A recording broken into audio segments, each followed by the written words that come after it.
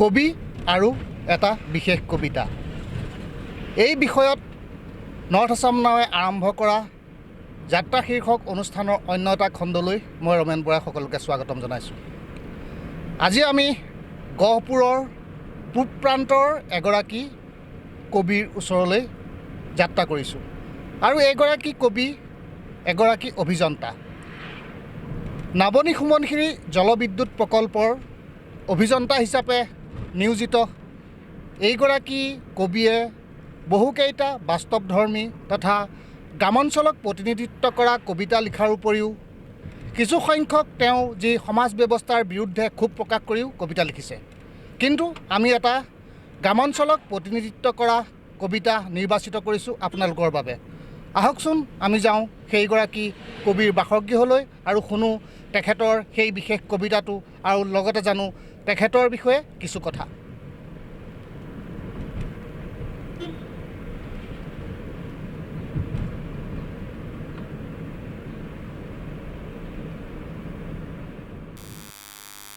আমি যিগৰাকী কবিৰ কথা উল্লেখ কৰিছিলোঁ, বৰ্তমান আমি সেইগৰাকী কবিৰ বাসগৃহত উপস্থিত আছোঁহি আৰু মোৰ লগত পূৰ্বৰ দৰে এইবাৰো গহপুৰ কবি কাননৰ সম্পাদক বীৰেণ কাঠ হাজৰিকাদেৱে সহযোগিতা আগবঢ়াইছে। মই পোনে পোনে বীৰেণ কাঠ হাজৰিকাদেৱক আমাৰ অনুষ্ঠানলৈ স্বাগতম জনাইছোঁ। নমস্কাৰ। আৰু যিগৰাকী কবিৰ কথা আমি উল্লেখ কৰিছিলোঁ সেইগৰাকী কবি ডিফলু সত্ৰৰ ৰিপুঞ্জ বৰা। আৰু ৰিপুঞ্জ বৰাই যি কবিতা লিখিছে সেয়া আমি আপোনালোকৰ আগত শুনাম, কিন্তু তাৰ পূৰ্বতে আমি আপোনালোকৰ আগত পৰিচয় কৰাই দিব বিচাৰিছোঁ। এয়া ৰিপুঞ্জ বৰা, আপোনাক মই অনুষ্ঠানলৈ স্বাগতম জনাইছোঁ। ধন্যবাদ, নমস্কাৰ সকলোকে। অনুষ্ঠানত আজি মোক আদৰি লৈছে আপোনালোকে আৰু মোৰ গৃহত আহি আপোনালোকে উপবিষ্ট হোৱাৰ কাৰণে সকলোলৈকে আন্তৰিক অভিনন্দন জ্ঞাপন কৰিছোঁ। হয়, ধন্যবাদ জনালোঁ। মই পোনে পোনে বীৰেণ কাঠ হাজৰিকাদেৱৰ ওচৰলৈ যাম, যিহেতু আমি প্ৰত্যেকবাৰে এগৰাকী কবিৰ এটা বিশেষ কবিতা আমি নিৰ্বাচিত কৰোঁ আমাৰ এই অনুষ্ঠানটোৰ কাৰণে। এইবাৰো আমি এটা কবিতা নিৰ্বাচিত কৰিছোঁ আৰু য'ত নেকি বাস্তৱ প্ৰতিচ্ছবি এখন প্ৰতিফলিত কৰিব বিচাৰিছে কবিগৰাকীয়ে। আপুনি এই ক্ষেত্ৰত কি ক'ব? ৰিপুঞ্জ বৰা এগৰাকী প্ৰতিভাৱান কবি আৰু নবীন কবি। তেওঁ যিখিনি কবিতা মই পঢ়ি চালোঁ, তেওঁ অতি কবিতাৰ যিটো তেওঁ বিদ্যা, কবিতা লিখাৰ যিটো কৌশল, কলা কৌশল, সেই সকলো আয়ত্ত কৰিব পাৰিছে আৰু কবিতাৰ বিষয়বস্তু, প্ৰতীক বা আংগিক এই সকলো কবিগৰাকীয়ে খুব কম বয়সত আয়ত্ত কৰি কবিতাসমূহ লিখিছে। সেইকাৰণে কবিতাসমূহ সুখপাঠ্য হৈছে আৰু সাধাৰণতে ৰিপুঞ্জৰ কবিতাত গ্ৰাম্যাঞ্চলৰ যিটো স্বাভিমান, যিটো পৰম্পৰা, যিটো ঐতিহ্য, এইটো অতি সুন্দৰভাৱে প্ৰকাশ পাইছে আৰু সেইকাৰণে আমি তেনেধৰণৰ এটা কবিতাই ইতিমধ্যে আমি আজি নিৰ্বাচিত কৰিছোঁ। আৰু মই জনাত ৰিপুঞ্জ বৰাই নৱম শ্ৰেণীৰ পৰাই কবিতা লিখিছে আৰু নৱম শ্ৰেণীৰ এখন প্ৰতিযোগিতাত যেতিয়া তেওঁ প্ৰথম পুৰস্কাৰ পালে, তেওঁ কবিতা লিখিবলৈ আৰু অনুপ্ৰাণিত হ'ল। তাৰপিছত ৰিপুঞ্জ বৰাই অভিযান্ত্ৰিক পাঠ্যক্ৰম অধ্যয়ন কৰিবৰ কাৰণে নগাঁও পলিটেকনিকত যায় আৰু সেই পলিটেকনিক প্ৰতিষ্ঠানত ৰিপুঞ্জই মহাবিদ্যালয় বা শিক্ষানুষ্ঠানখনৰ ভিতৰত অনুষ্ঠিত কবিতা প্ৰতিযোগিতাত প্ৰথম পুৰস্কাৰ পোৱাৰ লগতে সদৌ অসম ভিত্তিত আয়োজিত এখন প্ৰতিযোগিতাত প্ৰথম পুৰস্কাৰ পায়। এনেধৰণে কবিগৰাকীয়ে নিজৰ প্ৰতিভাৰ বিকাশ সাধন কৰি আগবাঢ়ি যায়। আজি প্ৰায় 3টা দশকে ধৰি ৰিপুঞ্জই কবিতা ৰচনা কৰি আহিছে। কবিতা বেছি সংখ্যক ৰচনা কৰা নাই, 50টামান কবিতা ৰচনা কৰিছে বুলি আমি জানিব পাৰিছোঁ। কিন্তু কবিতাসমূহ অতি উত্তম আৰু পাঠকে যদি পঢ়ে বা পঢ়ুৱে শুনোতাই যদি শুনে তেতিয়াহ'লে নিশ্চয় ৰিপুঞ্জৰ কবিতাৰ মহত্ব উপলব্ধি কৰিব পাৰিব। আজি আমি এটা তেনেকুৱা আমাৰ গ্ৰাম্যাঞ্চলৰ স্বাভিমান সন্নিৱিষ্ট হোৱা এটা কবিতা আমি ধুনীয়াকৈ নিৰ্বাচিত কৰিছোঁ। সেইটো পাঠকৰ কাৰণে বা পঢ়ুৱৈসকল বা দৰ্শকসকলৰ কাৰণে আমি খন্তেক পিছতে পাঠ কৰি দিম। হয়, ধন্যবাদ জনালোঁ। মই ৰিপুঞ্জ বৰাৰ ওচৰলৈ যাম। যিহেতু আপুনি কবিতা লিখিলে, 50টা কবিতা লিখিছে বুলি আমাৰ বীৰেণ কাঠ হাজৰিকাদেৱে কৈছে, আপুনি কবিতাটোকে কিয় বাছি ল'লে এটা মাধ্যম হিচাপে? আপুনিতো সাহিত্যিকো হ'ব পাৰিলে হ'লে বা গল্পকাৰো হ'ব পাৰিলে হ'লে, কবিতাটোক কিয় বাছি ল'লে? কবিতাটো বাছি লোৱাৰ মেইন উদ্দেশ্য হ'ল কি, সংক্ষেপতে খুব কম সময়তে এখন চিত্ৰকল্প দাঙি ধৰিব পাৰি। যিহেতু কি হয়, গল্প এটা লিখিবলৈ গ'লে বহুত সময় বা বহুতখিনি এটা লং টাইম এটা লাগে, বিশেষকৈ মোৰ ক্ষেত্ৰত। সেইকাৰণে কি কৰিলোঁ মই গল্প এটাকে কবিতাৰ ৰূপ দিয়া লেখীয়া হয়, নাটক এখনকে কবিতাৰ সূক্ষ্মভাৱে মই বস্তুটো প্ৰকাশ কৰিবলৈ চেষ্টা কৰি পেলাই মই কবিতাকে বাছি ল'লোঁ যে মোৰ প্ৰকাশ কবিতাৰ থ্ৰুৱেদি হোৱাটো বাঞ্ছনীয়। মই তেনেকৈ বুলি ভাবি প্ৰথমতে কবিতা কাঠ হাজৰিকা ছাৰে কোৱাৰ দৰে এনেই লিখি থাকোঁতে গৈ এটা নিচা হ'লগৈ আৰু আজিও ব্যস্ততাৰ মাজে মাজে কৰ্মব্যস্ততাৰ মাজে মাজে সময় উলিয়াই দুই এটা লিখি আছোঁ, ৰাইজৰ আদৰো পাইছোঁ আৰু ইতিমধ্যে ইউটিউব চেনেল এটা মোৰ কবিতা কেইটামান যিকেইটা অলৰেডি ৰেকৰ্ড হৈছে মাননীয় আমাৰ যুৱ প্ৰজন্মৰ চিনেমা পৰিচালক অভিনেতা হিমাংশু প্ৰসাদ দাস ডাঙৰীয়াই মোৰ কবিতা অলৰেডি 5টা কবিতা তেখেতে লৈছে, গাইছে, আবৃত্তি কৰিছে, খুব সুন্দৰ পাঠ হৈছে আৰু আমি দৰ্শকৰ বা শ্ৰোতাৰো পাইছোঁ, আদৰ পাইছোঁ। সেয়া আশীৰ্বাদ হিচাপে লৈ আকৌ নতুনত্ব সৃষ্টি কৰিবলৈ প্ৰয়াস কৰি আছোঁ। যদিও আমি এতিয়ালৈকে এখনো কিতাপ প্ৰকাশ কৰা নাই, তথাপিও আমাৰ সপোন আছে, অনাগত দিনত আমি প্ৰকাশ কৰিম বুলি আশা পুহি ৰাখিছোঁ। এইকাৰণেই ৰাখিছোঁ যে মানে এতিয়ালৈকে এখনো পুথি প্ৰকাশ কৰা নাই, যে ভালতকৈও ভাল যদি ভাল কৰিব পাৰোঁ তাৰ প্ৰচেষ্টা কৰি আছোঁ। সেইকাৰণে অকণমান দেৰি হৈছে, কিন্তু খুব সোনকালে এখন কবিতা পুথি প্ৰকাশ পাব। হয়, আমি আশা প্ৰকাশ কৰিছোঁ যাতে ৰিপুঞ্জ বৰাৰ কবিতা পুথিখন অতি শীঘ্ৰে প্ৰকাশ হওক আৰু শ্ৰোতা ৰাইজে দৰ্শক ৰাইজে সেই কবিতাৰ পুথিখন উপভোগ কৰক। আৰু মই ৰিপুঞ্জ বৰাক আৰু এটা প্ৰশ্ন কৰিব বিচাৰিম, যিহেতু আপুনি নৱম শ্ৰেণীৰ পৰা এই যি কবিতা লিখিছিলে, কিন্তু বৰ্তমান আমি জনাত আপুনি নামনি সোৱণশিৰি জলবিদ্যুৎ প্ৰকল্পৰ এগৰাকী কৰ্মচাৰী আৰু তাত আপোনাৰ অতি ব্যস্ত। সেই ব্যস্ততাৰ মাজত আপুনি কবিতা লিখিবলৈ সময় কেনেকৈ পাইছিলে? এইটো এটা বৰ গুৰুত্বপূৰ্ণ বিষয়। কি ব্যস্ততাটো সদায় হৈ আছে। যেতিয়াৰ পৰা 2007 চনৰ পৰা পঢ়া সাং কৰিলোঁ, তেতিয়াৰ পৰা বিভিন্ন জেগাত ভূটান, অৰুণাচল, মণিপুৰ, কাৰ্বি আংলং, ডিমাপুৰ, বিভিন্ন ঠাইত পাহাৰীয়া বিভিন্ন ঠাইত কৰ্মব্যস্ত হৈ থাকিলোঁ। হাইড্ৰ' প্ৰজেক্ট হওক বা ৰেলৱে টানেলৰ প্ৰজেক্ট হওক, এইবিলাকতে বিশেষভাৱে ব্যস্ত। যিবিলাক জেগাত হয়তো নেটৱৰ্কো পাবলৈ টান, কিন্তু নেটৱৰ্ক য'ত পাবলৈ টান, যিবিলাক জেগাত বেলেগ বস্তুৰ পৰা বেলেগ কমিউনিকেশ্যন যোগাযোগৰ পৰা মই বিচ্ছিন্ন থাকোঁ, তেতিয়া মই নিজকে নিজে কিবা এটা আৱিষ্কাৰ কৰোঁ। আৰু ব্যস্ততা বুলিলেওতো তাৰ মাজতে কিছু সময় কেতিয়াবা ক'ৰবাত অকস্মাতে ওলাই যায়। সেই সময়কণকে সদব্যৱহাৰ কৰি কেতিয়াবা দুই এটা লিখিবলৈ চেষ্টা কৰোঁ। সময় উলিয়াই পেলাই তাক আকৌ সজাই পৰাই চেষ্টা কৰোঁ।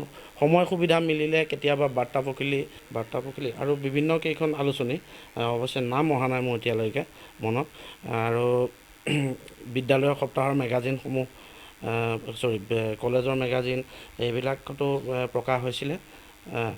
তেনেকৈ কোনোবাই কেতিয়াবা ক'ৰবাত বিচাৰিলে, আনুষ্ঠানিকভাৱে মাতিলেও তাতো গৈ দুই এটা কবিতা পাঠ কৰিবলৈ সময় উলিয়াই যদি পাৰোঁ, তেতিয়া তেনেকৈও গৈ মই দুই এটা কবিতা পাঠ কৰিছোঁ। ব্যস্ততাৰ মাজেৰে এনেকৈ কামৰ ব্যস্ততা আৰু তাৰ মাজতে সময় যি পাইছোঁ, যি অকণমান সময় পাইছোঁ, তেনেকৈয়ে মই কাব্য চৰ্চা কৰি গৈ আছোঁ। হয়, এইখিনিতে আমি দৰ্শক ৰাইজক যি ৰিপুঞ্জ বৰাৰ কবিতা আমি নিৰ্বাচিত কৰিছিলোঁ, সেই কবিতাটো মই বীৰেণ কাঠ হাজৰিকাদেৱক পাঠ কৰিবলৈ অনুৰোধ জনালোঁ। ৰিপুঞ্জ বৰা আচলতে বৃত্তিগতভাৱে এগৰাকী অভিযন্তা যদিও তেওঁৰ তেজত, তেওঁৰ মনত গ্ৰাম্যাঞ্চলৰ প্ৰতিছবিখন, গ্ৰাম্যাঞ্চলৰ যিটো হেঁপাহ ইমান ধুনীয়াকৈ সোমাই আছে। এই কবিতাটো যেতিয়া মই পাঠ কৰিম, তেতিয়া দৰ্শকসকলে উপলব্ধি কৰিব পাৰিব। মই কবিতাটো পাঠ কৰি দিছোঁ। আৰামী বেঞ্চখন, কবি ৰিপুঞ্জ বৰা। আই যৌতুকীয়া আৰামী বেঞ্চখন আজিও আগফালৰ বাৰান্দাত পৰা। 4টা খুঁটা অলপ হেলেক হোৱা বেঞ্চখনে এতিয়াও লৈ আছে আতিথ্যৰ বোজা। 50 বছৰীয়া বেঞ্চখন আছিল শাল কাঠৰ, খুৰাবোৰৰ তলত বন্ধা আছিল অবিচ্ছেদ্য ক'লা ৰবৰ। দুপৰীয়া পথৰুৱা ভাগৰৰ অন্তত পিতাইৰ বাবে হৈ উঠে আইৰ বুকুৰো সমান জোৰণীয়া বেঞ্চখন। স্থিৰ বিশ্বাসেৰে সুখী আৰু সপোনময়ী জীৱনৰ দৰে শীতল। ঘৰুৱা পঢ়াশালী আছিল আমাৰ 4টা ল'ৰা-ছোৱালী। ডাঙৰজনী বাক ভিনদৈয়ে চাবলৈ আহি তাতেই বহিছিল প্ৰথমে। এবাৰ বান আহি ঘৰত পানী সোমাওঁতে আয়ে উঠাই থৈছিল কঠীয়াৰ তুমকেইটা উটি নোযোৱাকৈ। গ্ৰীষ্মৰ সন্ধ্যাবোৰত চুবুৰীয়াবোৰ আহি বহিছিল আৰু ৰেডিঅ'ত শুনিছিল আঞ্চলিক বাতৰি। 97 এদল সৈনিকে তালাচীৰ নামত বেঞ্চখন জোৰকৈ বগৰাই দিওঁতে আই মুখখন শুকাই খেতা হৈ পৰিছিল। ভোট খুজিবলৈ অহা নেতা এজনে তাতেই বহি প্ৰতিশ্ৰুতি দিছিল আইক সূতা আৰু কম্বলৰ। কণমানি ভাগিনটোৱে বেঞ্চখনকেই ৰেল এখন কৰি সপোন সজাইছিল। মামা ককাই যৌতুকত দিয়া বেঞ্চখনেই আছিল আইৰ গৌৰৱ, আমাৰ দৰিদ্ৰতাৰ সম্পদ। বেঞ্চখনতেই কোনোবা দিন শুইছিলোঁ আৰু দেখিছিলোঁ জীৱনৰ আকাশ নীল নীৰৱ শূন্যতা আৰু চৰাই ঠোঁটত লাগি অহা ধানৰ সোণবৰণীয়া। যিহেতু আমি ৰিপুঞ্জ বৰাৰ বহুকেইটা কবিতা আমি পঢ়ি চাইছিলোঁ, তাত বিশেষকৈ এইটো গ্ৰামাঞ্চলৰ জনজীৱনক প্ৰতিনিধিত্ব কৰি পেলাই এইটো কবিতা লিখিছে। কিন্তু তেখেতৰ কিছুমান কবিতাত আমি দেখিছোঁ যে তেখেতে যি সমাজত চলি থকা যি ব্যৱস্থা, সমাজ ব্যৱস্থাৰ ওপৰত তেখেতে ক্ষোভিত হৈও কিছু কবিতা লিখা দেখা গৈছে।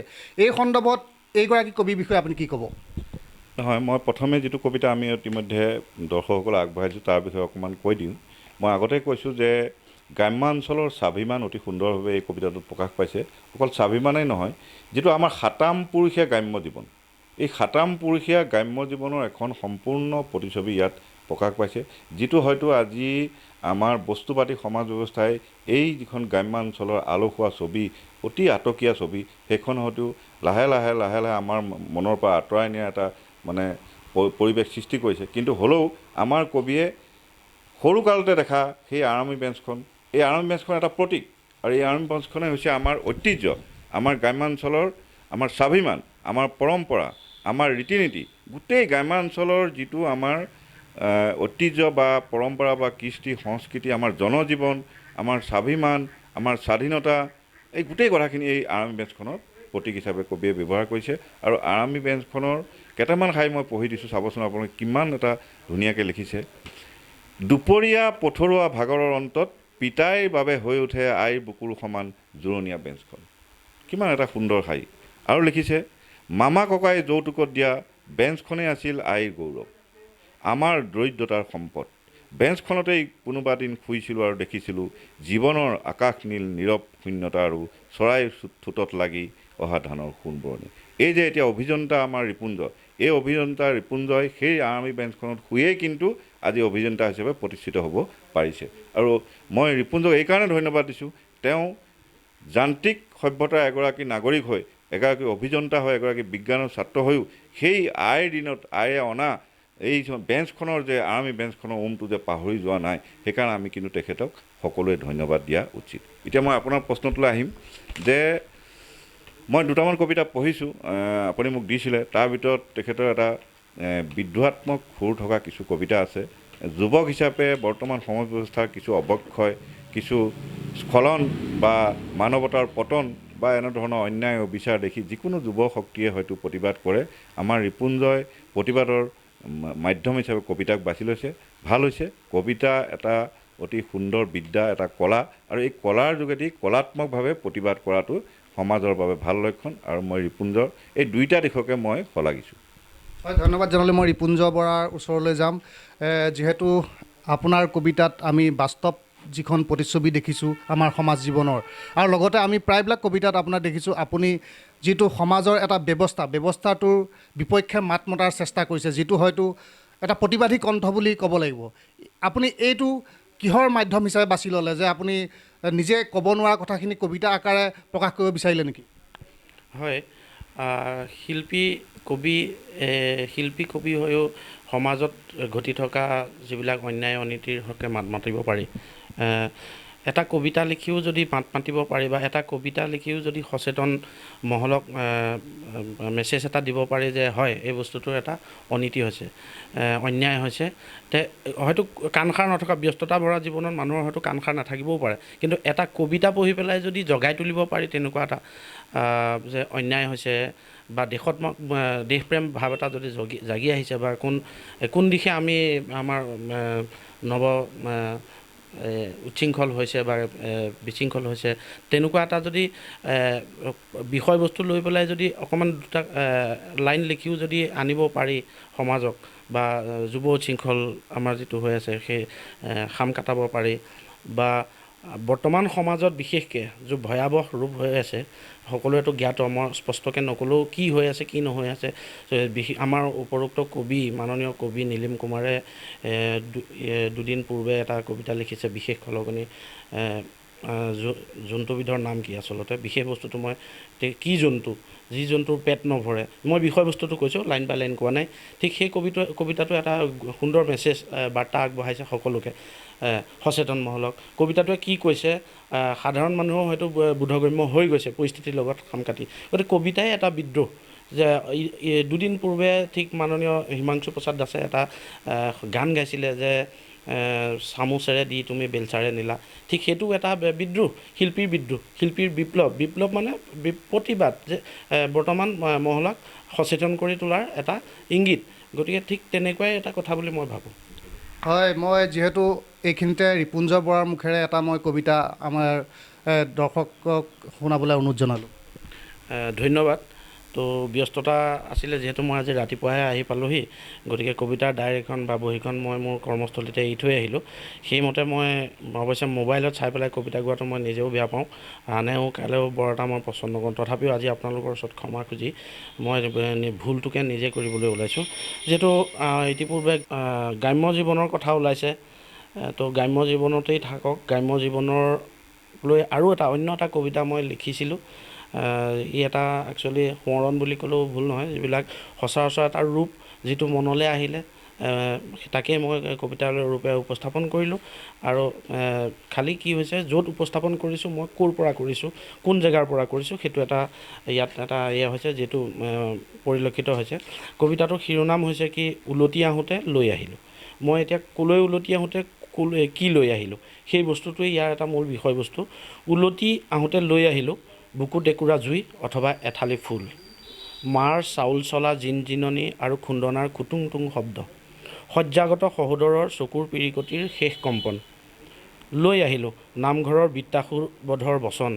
গ্ৰীষ্মৰ পকী সৰা ফলৰ সুমিষ্ট গোন্ধ লৈ আহিলোঁ শেষ ৰাতি লাগি ৰোৱা গোন্ধ তেলৰ গোন্ধ প্ৰসৱ বেদনাৰ আস্ফালন আৰ্তনাদ মাজনিশা মেঘৰ গৰ্জনত উচপ খাই সাৱটি ধৰা শিহৰণ লৈ আহিলোঁ সৰু পেহীৰ আচিনাই চকুত চুমলি সনা শৈশৱ বাঁহতলীয়া বাটত মাৰ্বলৰ গাত চেঙেলীয়া বিহু এফাকিৰে উদ্যমী নাচ ভঁৰালৰ আওলাৰ টেকেলি কুদুৰ বাঁহ ককাৰ গোসাঁই ঘৰৰ কাশ্মীৰী ধূপৰ গধূলি গুণ লৈ আহিলোঁ কঠীয়ানীৰ মাজৰ তেলেনি পৰুৱাৰ জাক বৰশী পোঙাৰ দুপিয়নিৰে পিটনিৰ দুপৰ লৈ আহিলোঁ যঁতৰৰ লগুণ শীতৰ জুই আৰু খৰাঙত ভেকুলীৰ বিয়া এই সকলোবোৰ লৈ আহিও কিবা যেন ক'ৰবাত থৈ আহিলোঁ যাক এৰি আমি নিৰন্তৰে গুচি যাম অনন্তকাল ধন্যবাদ ধন্যবাদ জনালোঁ মই এইখিনিতে আমাৰ যিসকল দৰ্শক আছে তেওঁলোকক জনাব বিচাৰিম যে ৰিপুঞ্জ বৰাই গহপুৰতে এক বিশেষ পদক্ষেপ এটা গ্ৰহণ কৰিছিলে যিহেতু আজিৰ পৰা কেইবছৰমান পূৰ্বে তেখেত বিবাহ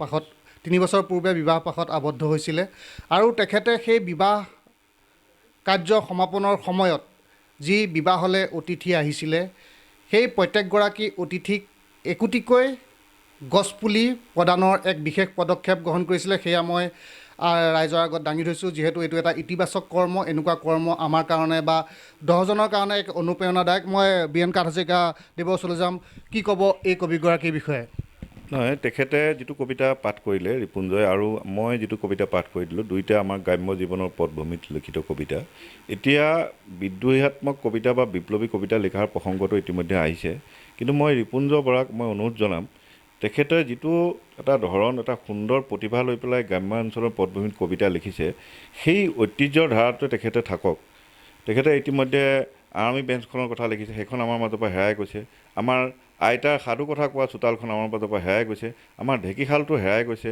আমাৰ পাকঘৰটো হেৰাই গৈছে এই হেৰাই যোৱা সম্পদবিলাকক লৈ যিবিলাক আমাৰ এসময়ত আমি যিবিলাকক লৈ গৰ্ব কৰিছিলোঁ সেইবিলাকক লৈ ৰিপুঞ্জয় কবিতা লিখক আৰু মই ভাবোঁ ৰিপুঞ্জয় এজন কৰ্তব্যপৰায়ণ এজন যুৱক তেওঁ নিজৰ কৰ্তব্য মানে সফলতাৰে কৰি আছে এটা ব্যক্তিগত খণ্ডৰ কোম্পানীত তেওঁ দিনে নিশাই পৰিশ্ৰম কৰিছে তাৰ মাজত তেওঁ কবিতা লিখিছে আৰু নিজৰ গাঁওখনলৈ মনত পেলাইছে আৰু সমাজ ব্যৱস্থাৰ প্ৰতিও তেখেতে দৃষ্টি নিক্ষেপ কৰিছে গতিকে নিজৰ কৰ্তব্য যেতিয়া তেওঁ নিজে সমাপন কৰিবলৈ সক্ষম হৈছে গতিকে তেখেতে বিদ্ৰোহী বা বিপ্লৱী লাইনটো লোৱাৰ কোনো প্ৰয়োজন নাই মই ভাবোঁ যেতিয়া এখন দেশত বা এখন সমাজত যে সকলোৱে যেতিয়া নিজৰ নিজৰ কৰ্তব্য পালন কৰিব তাত কোনো বিদ্ৰোহ বা বিপ্লৱৰ কোনো অৱকাশ নাথাকে দেশ বা সমাজ প্ৰগতিৰ পথত যাব মই ৰিপুঞ্জক আহ্বান জনাম যে আপুনি এই ধৰণৰ যি আমাৰ গ্ৰাম্যাঞ্চলৰ পটভূমি আমাৰ যিটো ঐতিহ্য সেই ঐতিহ্যক আপুনি কবিতাৰে জাতিষ্কাৰ কৰক আৰু যাতে আমি সেই ঐতিহ্যক শক্তি হিচাপে লৈ আমি ভৱিষ্যতৰ দিশে আগবাঢ়ি যাব পাৰিম হয়, ধন্যবাদ জনালোঁ বীৰেণ হাজৰিকাদেৱক। আৰু মই ৰিপুঞ্জ বৰাক যিহেতু পূৰ্বতে ক'লোঁ যে তেখেতে বিবাহৰ সময়ত অতিথিক একোটিকৈ গছপুলি প্ৰদান কৰিছিলে। যিহেতু আপুনি আপোনাৰ বিবাহত গছপুলি দিছিলে প্ৰতিগৰাকী অতিথিক, এই ধাৰণাটো আপোনাৰ মনলৈ কেনেকৈ আহিল? নে কোনোবাই আপোনাক কৈছিলে যে এনেকুৱা কৰিলে ভাল হ'ব বুলি? নহয়, আচলতে কি হয়, গছপুলি দিয়াৰ ধাৰণাটো আজিকালিতো গছপুলি এতিয়া বিশ্বত দেখিছেই যে সকলোৱে গছপুলি ৰুই আছে। কিন্তু মোৰ 3 বছৰমান আগতেই মই এটা ধাৰণা কৰিছিলোঁ যে মোৰ শুভ বিবাহত যিসকল অতিথিয়ে মোক আশীৰ্বাদ দিবলৈ আহিছিলে, তেখেতসকলক মই এটা মোক আশীৰ্বাদ দিলে ময়ো তেখেতসকলক এটা অভিবাদন স্বৰূপ এটা কিবা এটা যদি দিওঁ, আৰু যি এনেকুৱা এটা বস্তু নহয়, বস্তুগত নহয় যে যি এখন সমাজৰ নিকাকৰণত বা সমাজৰ ওপৰত প্ৰভাৱ পেলাব পৰা কিবা এটা যদি মই উপহাৰ দিব পাৰোঁ, সেই বস্তুটো মই মূলগতভাৱে লৈ পেলাই মই তেনেকুৱা এটা পদক্ষেপ লৈছিলোঁ। আৰু সেই হিচাপে মই 500 গছপুলি মই মাননীয় আমাৰ বকুল গগৈ ডাঙৰীয়াৰ পৰা আনি পেলাই বিতৰণ কৰিছিলোঁ। তো আজি বহুত জেগাৰ পৰা খবৰ আহিছে যে গছপুলি মই দিয়া গছপুলি বাচিছে বুলি। খুব ভাল খবৰ। তো আৰু এইটোৱেই বৰ্তমান সময়ত যিটো কাৰণে ৰাইজে গছপুলি ৰুই আছে বা গছপুলি বিতৰণ হৈছে, যিটো বিশ্ব ৰেকৰ্ড হৈছে আমাৰ, মই সেই কামটোকে সূক্ষ্মভাৱে মোৰ ফালৰ পৰা, মোৰ একান্ত ব্যক্তিগতভাৱে সেইটো প্ৰচেষ্টা, সেইটো আদৰ্শ, আজিৰ আদৰ্শটোকে আগত লৈ পেলাই মই কৰিছিলোঁ যে কিবা এটা হওক আৰু মোক দেখি পেলাই যাতে আৰু দুজনে কৰক, কৰি পেলাই আদৰ্শ হওক, তেওঁলোকেও কৰক, তেনেকৈ বস্তুটো তেনেকৈ এটা বিয়পি যাওক। গছপুলি চবেই ৰুওক, গছপুলি ৰুবলৈ বেলেগকৈ এটা দিন নাহক, এটা স্পেচিয়েল দিন হৈ নাথাকক।